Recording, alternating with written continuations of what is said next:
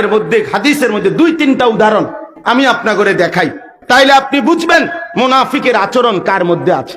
আমি থাকলে আমি দোষী, আপনি থাকলে আপনি দোষী। আল্লাহ তাআলা কোরআনুল কারীমের মধ্যে বলছে, দেখেন মুনাফিকের তিনটা চিহ্ন আল্লাহ তাআলা কোরআনুল কারীমের মধ্যে বলছে। এক নাম্বার হলো ওয়া ইযা কামু ইলাস সালাতি কামু কুসালা। এই কোরআনের আয়াত। আল্লাহ বলে মুনাফিক কারা?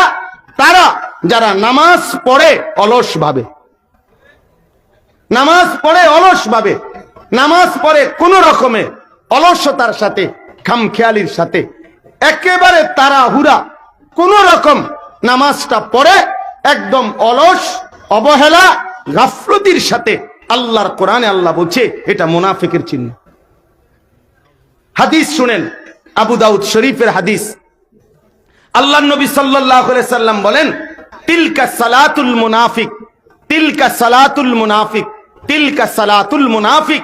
ওই নামাজ মুনাফিকের নামাজ, ওই নামাজ মুনাফিকের নামাজ, ওই নামাজ মুনাফিকের নামাজ। তিনবার বলছে নবী, মানে নামাজিরে বলতেছে ওই নামাজ মুনাফিকের নামাজ।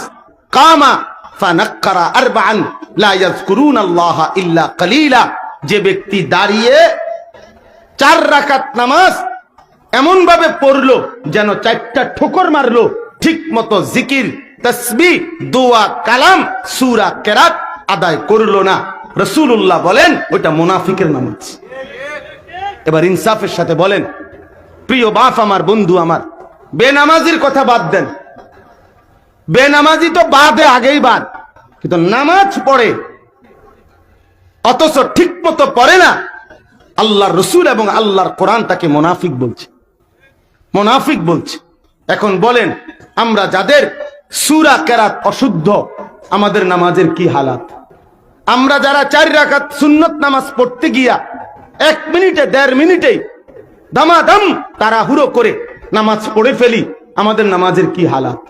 আমরা যারা রুকুত থেকে সোজা হইয়া দাঁড়ায় না, রুকুত থেকে একটু মাথা উঠাইয়াই আরেকটা সেজদা দিয়ে ফেলি, আমাদের নামাজের কি হালাত? আমরা যারা সেজদা দিয়া মাথা একটু উঠাইয়া আরেকটা সেজদা দিয়ে ফেলি, আমাদের নামাজের কি হালাত? আমরা যারা নামাজের মধ্যে তাসবিহগুলো, নামাজের দোয়া, আত্তাহিয়াতু, দোয়ায়ে কুনুত, দোয়ায়ে মাসুরা, সানা, এগুলো শুদ্ধভাবে পড়তে পারি না, বরং তাড়াহুড়ো করে পড়ি, আমাদের নামাজের কি হালাত? বলেন, নবীজি তো বলছেন যে নামাজ শুধু ঠোকর মারে, তাড়াহুড়ো করে, এটা মুনাফিকের নামাজ। এজন্য দয়া করে নিজের নামাজ মুমিনের নামাজ বানান।